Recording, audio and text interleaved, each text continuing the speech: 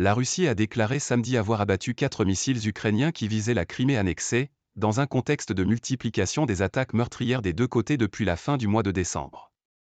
Suivez en direct les derniers développements de la guerre en Ukraine. À Golivka, ville sous contrôle de Moscou dans l'est de l'Ukraine, des bombardements ukrainiens ont fait samedi un mort et 2 blessés, a rapporté sur Telegram le maire Ivan Prikotko.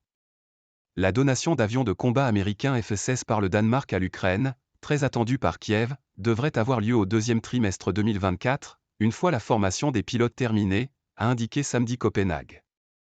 Selon le calendrier actuel, la donation devrait avoir lieu au deuxième trimestre 2024, a indiqué dans un communiqué à l'AFP le ministère danois de la Défense, alors que des pilotes ukrainiens sont actuellement formés sur le sol danois.